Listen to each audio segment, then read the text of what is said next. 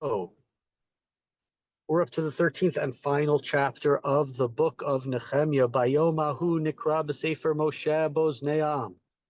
V'nitzach katuv bo asher lo yavo amoni u'moavi b'kal Elohim ad olam. At that time, we read to the people from the book of Moshe, and it was told that you could not marry somebody from Ammon or from Moab.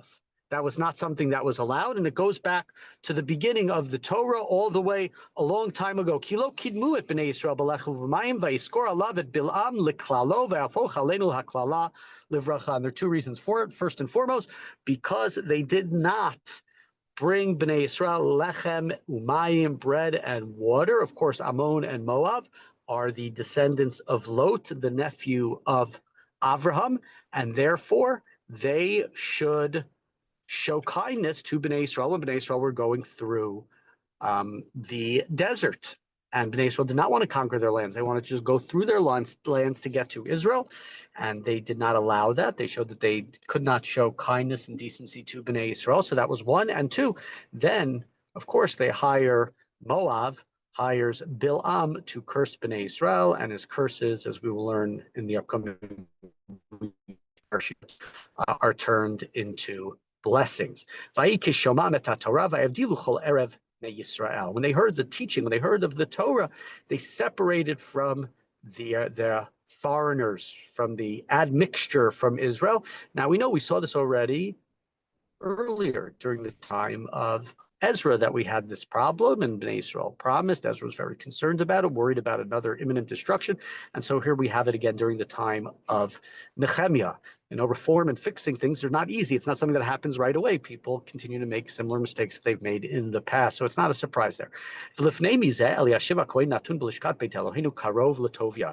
And he says earlier, the priest Eliashiv, a relative of Tovia, who had been appointed over the rooms in the house of God, so he's in charge of some of the lishkot, some of the chambers. Amongst those chambers, there was the Lishkat HaGazit. I don't know if he was in charge of that one, but that's the one that the Sanhedrin would later sit in. And so he's telling you, and who is this? This is a relative of Tovia, the two people in the earlier on in the book of Nechemiah, Tovia and Sanballat are the two people who opposed the rebuilding of the walls. He had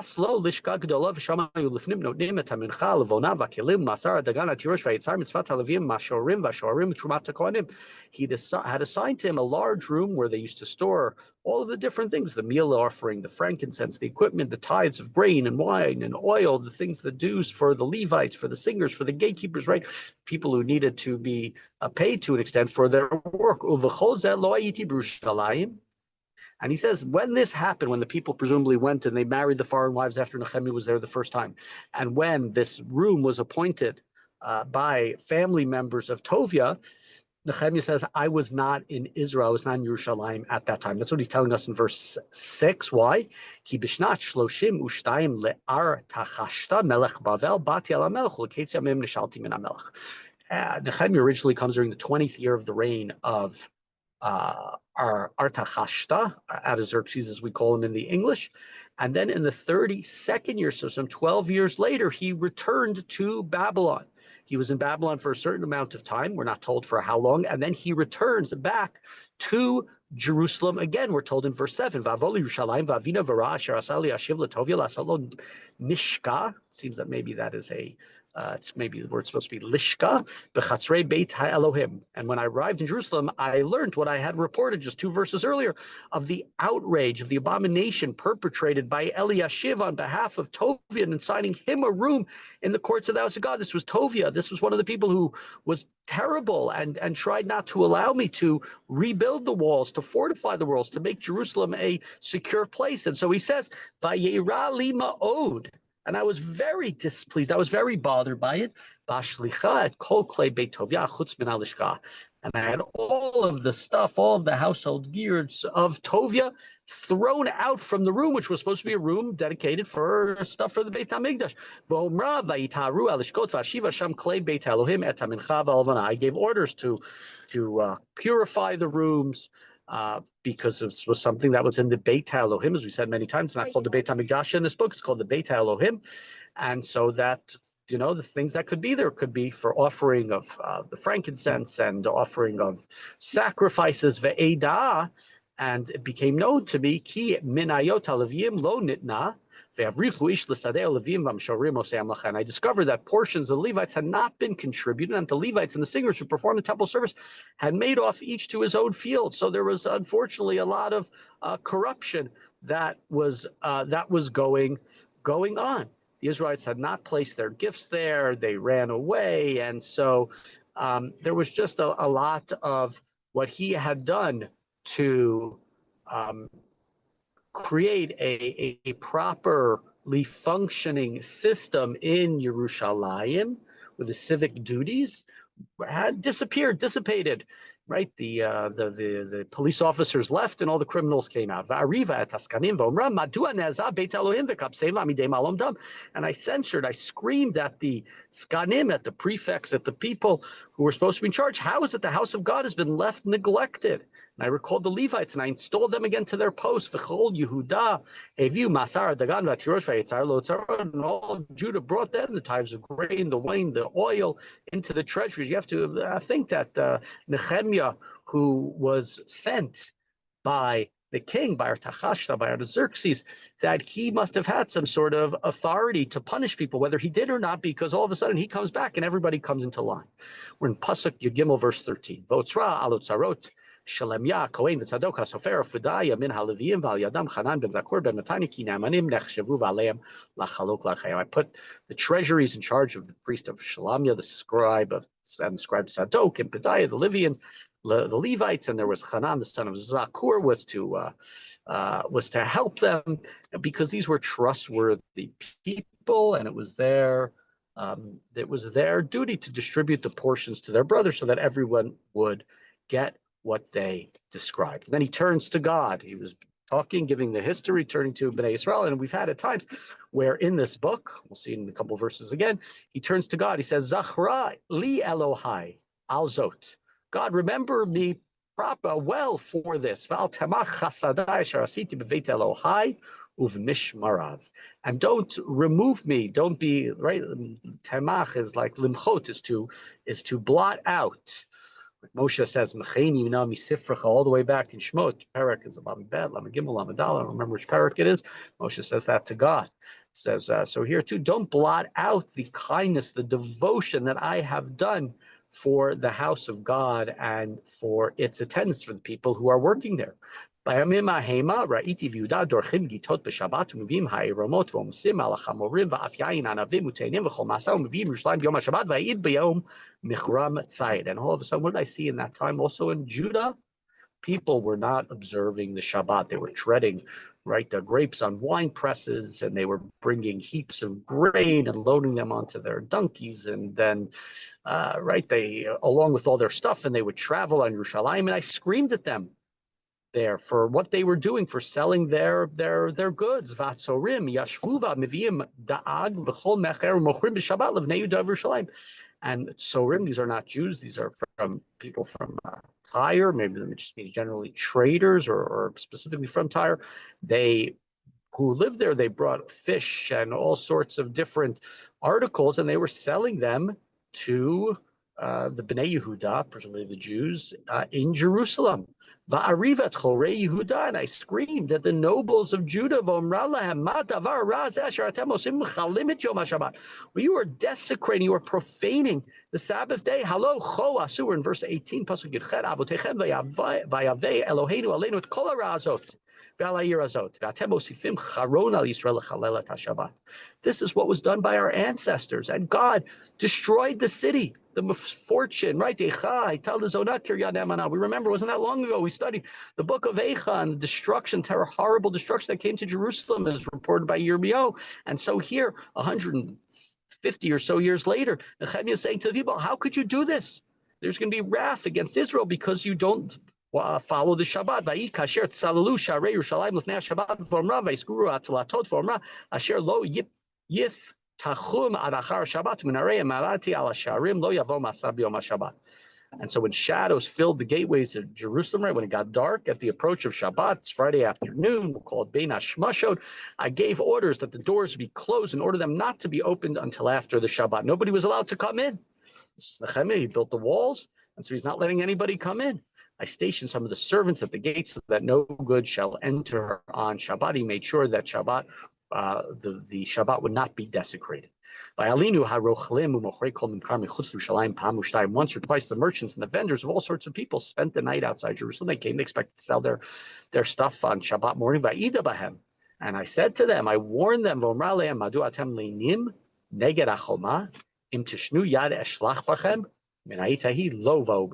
said, what are you doing outside there all night long next to the walls? If you do so again, if you try to violate the principles of Shabbat that the Jewish people hold by, you will be punished. I will lay hands upon you, literally. From then on, they did not come anymore on the Shabbat.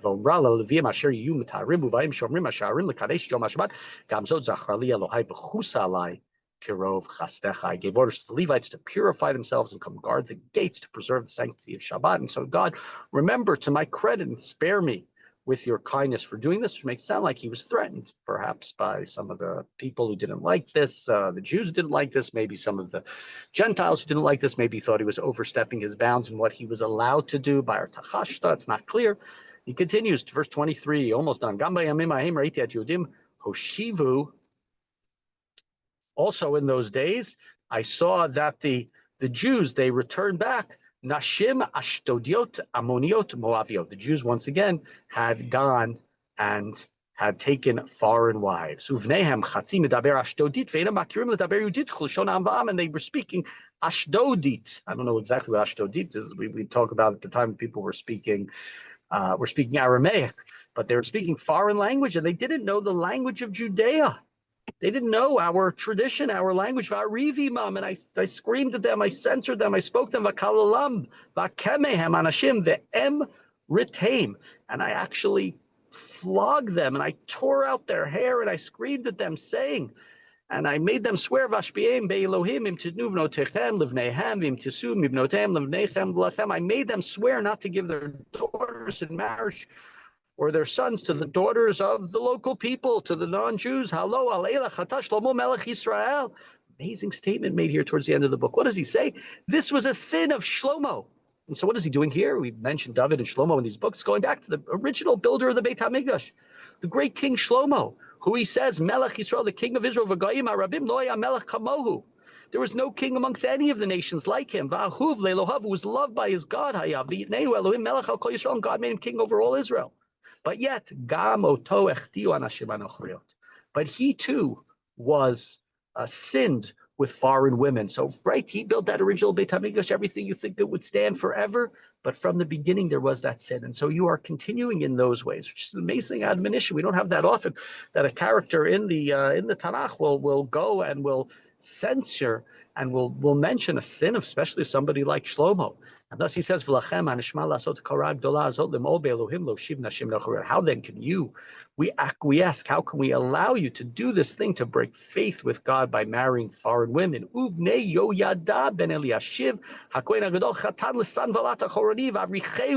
fact, one of the sons of Yoyada, was the son of the high priest Eliashiv, was the son-in-law of Sanballat, and I drove him away from me. Sanballat, we had earlier the mention of Tovia. Sanballat was the number one enemy.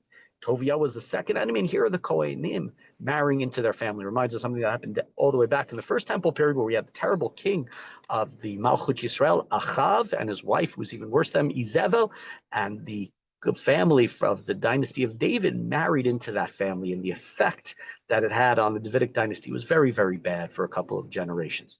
And so he continues here, and he says, remember to their discredit, God, how they polluted the priesthood, the covenant of the priests of gods. And I purged them of all the foreign elements. And I made shifts, different who would work which weeks at the temple. And he concludes and he says, and I, for the wood offerings, who would bring it which weeks and to be fixed at certain times, and also for the bikurim, the first fruit.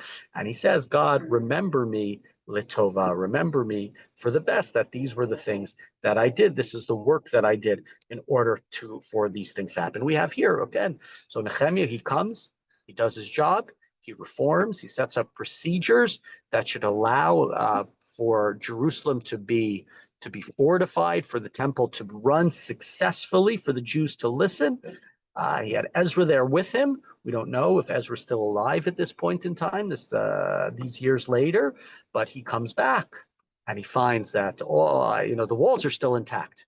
Right? They didn't destroy the walls, the fortification, but so much of the processes, so much of the structure that he created to ensure that the temple would be properly funded and taken care of, and the people would be able to have a Beit HaMikdash and wouldn't be concerned about sinning and therefore God's wrath, has been destroyed. And it's not a surprise. It takes time. It's not so easy to switch behaviors and to reform behaviors. It takes usually many times. We had that earlier in the book of Mishlei, Sheva Yipol Tzadik V'Kam. Sometimes it takes a few times for reforms to work properly. But here we see is Nechemiah. He's mentioned many people. Memory is important in this book. Legacy is in the importance of the book. They mention the people who did good things. We mention the people who did bad things, and he wants his memory to be repeated. He asks God remember him repeatedly for the best. And just some of the other sort of aspects of it is that reform is never final. Right, Nechemiah had this national renewal. He had this revival, and the people, and we read yesterday in chapter 12 about the great joy and the procession and the music. But years later, it was already forgotten, and so much of the gains that he had given disappeared. He comes back and he does it again. And I think sort of less take away from this. There's less in the second Beit HaMikdash. Built the first Beit HaMikdash, it stood. There were great moments during it, but eventually was destroyed. But there's a second chance. There's a second Beit HaMikdash. And so it's here too. In the same way, Nechemiah has a second chance at the second Beit HaMikdash here early on. We know there are going to be later chances. It's going to be the Hanukkah stories, not the destruction of the Beit HaMikdash, but the Beit HaMikdash is going to become completely, idols in it and impure. And there's another chance with the Maccabim, with their rebellion against the Greeks and the purification, the Chanukah at that time. So it's a sort of a life lesson that it's always a process. It always takes time. Things are not always fixed in one day. It doesn't matter how many times you try to go cold turkey from whatever it is that you've done wrong. There is sometimes we can call it backsliding. We can call it errors. We can call it mistakes. But there's always another chance, and that's one of the things that Nechemiah does here. So we conclude the books, we conclude Ezra and Nechemiah, and all we have left is Divrei Hayamim in this incredible journey that we have been on over the last number of years. We'll say Chazak, Chazak, v'nischadzeik. We should be strengthened by this book and its lesson, Hadron Achalan, Hadron Alach. We've completed the book of Nechemiah, but we should come back to it again to understand his lessons and remember him in the ways that he asked God to remember him. We remember him all these years later.